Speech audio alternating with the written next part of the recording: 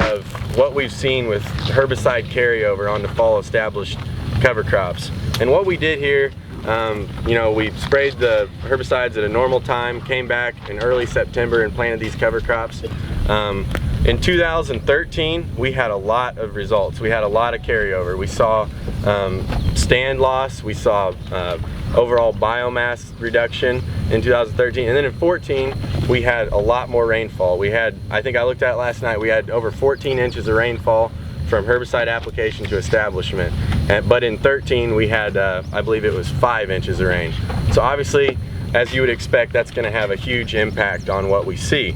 I know this year a lot of people have, you know, raised the question, I put my herbicide on at this time, how long do I need to wait? How much rainfall do I need? I wish I had a better answer as to when in between 14 and 5 inches you can go in there and not see any antagonism, but unfortunately we don't. This needs to be done over multiple environments. Let me interrupt you there, because the other part of that story, the number one question the past 2 weeks to me really is this issue. People that want to go plant their cover crop now. And the problem is we don't have any data on that. There's been lots of people that called me about this and are using what we have online and everything we put out in our newsletters, and that's great. I'm glad you're using it, but bear in mind that this was treatment sprayed in the normal time frame in the summer, and then the fall planted cover crop in September. We have never done anything with something planted in July, okay? So I don't know. I just really don't know. I think this is a guide, but that's a pretty, you're shortening the time interval a lot. And like Cody just said, it's so dependent on rainfall, okay? So that's gonna be a key. Exactly, and I did go and look at this year from the same application dates, which is middle of June, that we had in previous years, and look at how much rainfall we had until yesterday. And I think we were at 6 inches.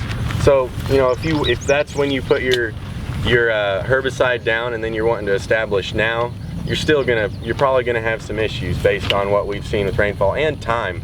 Time is a big factor there, and all the other factors that contribute to degradation. So that's something to keep in mind. And once again, reference these charts to know, you know, some sensitive cover crops that we've noticed is tillage radish.